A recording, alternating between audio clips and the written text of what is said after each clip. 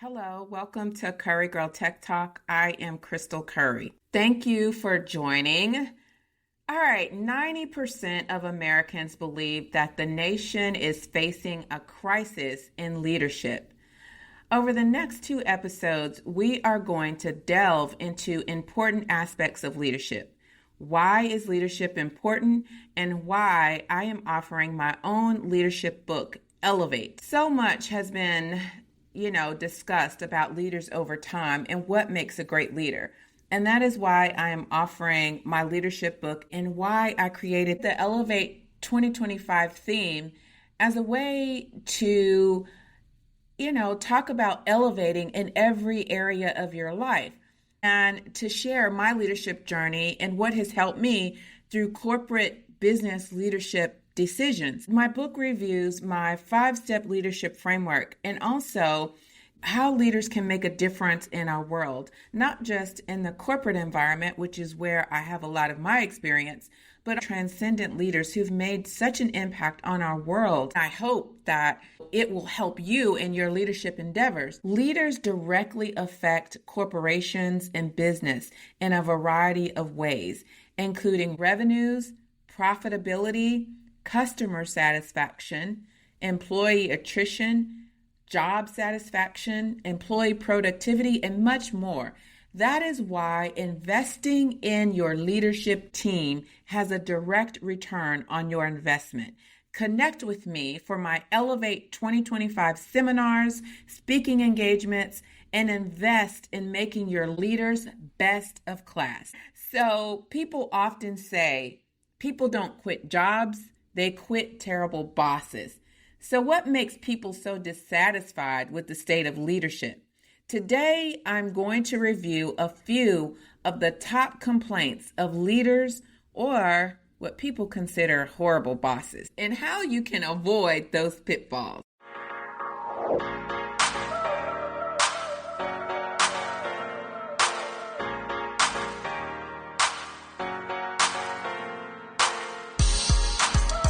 All right, I recognize that there are several aspects of society that don't get enough recognition. There are several Nobel laureates that have made transcendent impacts across our entire world.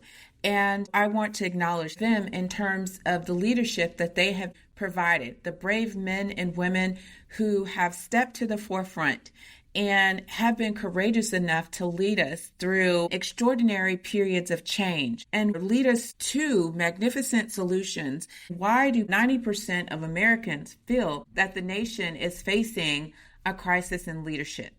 All right, leaders, lean into the conversation.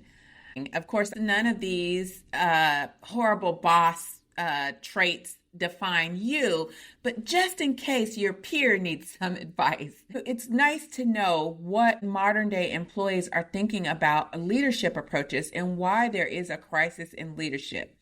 So, all right, here we go. One of the top complaints about leaders is micromanagement. I was actually surprised by this one because I've been reading about this theory of missing leadership, and I was beginning to believe that the biggest complaint would be the opposite of micromanagement. However, micromanagement tends to be one of the largest complaints from employees about leadership. All right, now recognizing that there is a difference between leaders and managers. All right, so I'm not going to go into that conversation right now, but let's define what micromanaging is. Okay. Micromanaging involves excessive control over employees, work decisions, work processes. We are all familiar with that boss who provides a directive, yet does that proverbial looking over the shoulder or incessantly questioning every detail and aspect of every single deliverable. Now, there is a difference between needing communication and status, and that differs from micromanaging the entire process. So here's what that leads to. It leads to the employee feeling disrespected or devalued, sensing your need for control It teaches the employee to only make decisions with your approval. Every single decision seems to need your involvement. So unless there is a necessary process-driven need for your approval, that makes you an impediment to progression. And not to mention, it erodes confidence and trust. So what do you do instead? You empower employees. We empower employees. Empowering employees puts the decision-making back into their span of control. But you can implement regular check-ins if you're concerned about the status of delivery, for instance. Empowering, on the other hand, builds trust, leading employees to believe that you have full confidence in their experience, their expertise, and their ability to deliver. All right, so how many of you know the difference between a leader and a manager? And I know you've heard this before, especially if you're in a leadership position. All right, leaders provide the vision, the inspiration, the motivation, the overall direction that the company is going. They organize people towards a specific goal. Their mission, their vision is the direction that the company is taking to accomplish the overall objectives for the business endeavors. Now, a manager, on the other hand, their focus is on the planning, the organizing, the controlling of resources, the achieving of the specific objectives that align to specific goals. They ensure that processes are followed, okay? So there is a difference, and we are talking about leadership, right? If you're entrusted in a leadership role, your task is to set the company direction and inspire and motivate the company employees. That's why managers are more focused on a business environment or accomplishing tasks, whereas leaders inspire. And leaders don't just necessarily have to be, as I mentioned at the introduction of this episode, the leaders don't necessarily come from just a business environment, right? Leaders inspire in so many different aspects of life, not just business. Leaders have this ability to inspire through their vision and motivate, and they unify people, and that helps us to grow. So let's talk about, the difference between being a leader and a boss, manager. A boss is going to want to control. A leader collaborates. So let's think about that in terms of micromanagement. A boss wants to control. A leader collaborates. A boss focuses on the outcome, pointing fingers, or is self-absorbed. Leaders inspire. They guide by example, and they take responsibility for their team failures as well as their successes. Are you a leader or just a boss? So what we're going to do instead of micromanaging is empower. We're going to empower, and we're going to take a leadership approach. A leadership approach and a leadership mindset is key to elevating. All right, so another common area of complaint about terrible bosses or terrible leadership is inconsistent decision making. All right, this involves not providing clear vision and indecision or indecisiveness, or seemingly making arbitrary decisions that have no reasoning or purpose behind them. This leads to confusion and chaos. Employees may feel that the team lacks direction and that the interjection of unnecessary bureaucracy or arbitrary decisions undermine progress in organization. It can signal to them incompetence. Without clear vision and purpose, employees lack the motivation and desire, which leads to attrition and low job satisfaction. To avoid this, as a leader, be sure to communicate company vision and mission. Employees need to understand how their contributions help the organization achieve the mission, vision, and goals. It is your responsibility as a leader to ensure that the vision is clear. Employees are motivated to achieve their jobs, their goals. Not having a clear vision and indecisiveness are traits that employees loathe. Indecision in leaders can lead to negative consequences, including decreased productivity, lost opportunities, and a decline in team morale. It can undermine trust and confidence in the leader's ability to make sound judgments. When making critical decisions about business, it's important to be decisive and clear about what those decisions are. Everybody is depending on the leader to set the vision and the pace.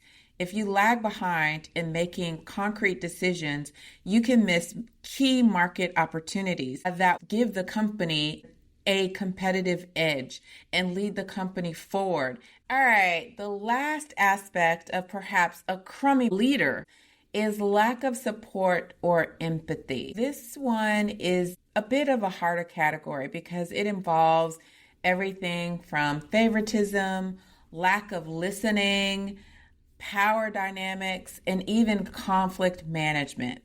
The gist of it is a leader that perhaps is deficient of emotional intelligence, or what I call PQ, people quotient.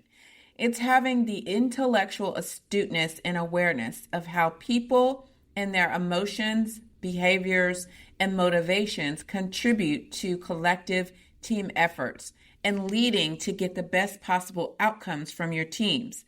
It also involves having self-awareness and using the power of your influence to affect team behaviors.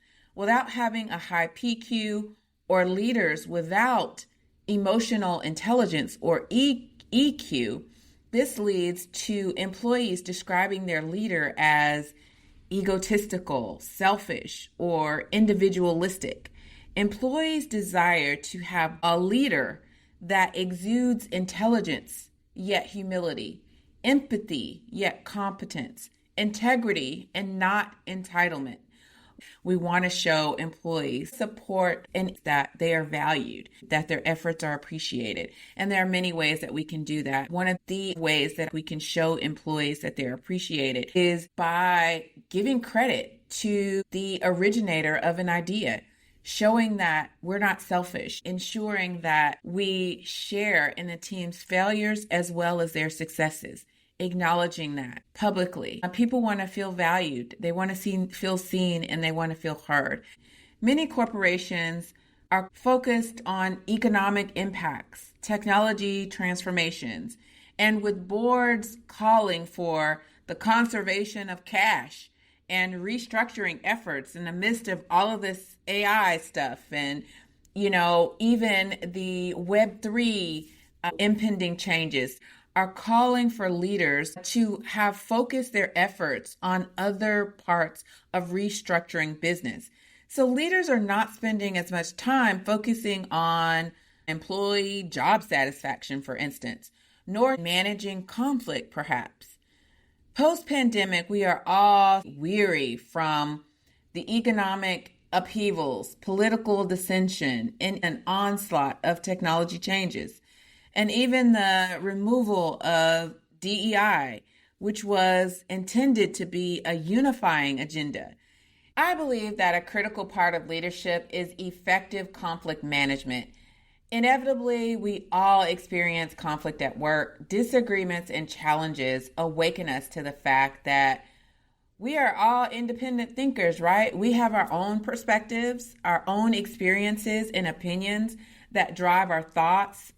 We expect that there are going to be conflicts at work. So the next episode of Curry Girl Tech Talk is dedicated solely to conflict management tips and conflict resolution techniques.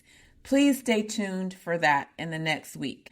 I've got a couple of guests joining me for that episode, and I am super excited to offer that as a refresher for all of us to focus our efforts on conflict management. How do we get over that last aspect of what some view as a crummy leader is conflict management and conflict resolution? How we do that is important to maintaining employees, having them to be engaged, and contributing to employee and job satisfaction, and helping to lower those attrition costs. I know that your attention is divided with so many demands focusing on all of these technical components, all of these financial components of leading and ensuring that the employees themselves navigate this period of upheaval and change.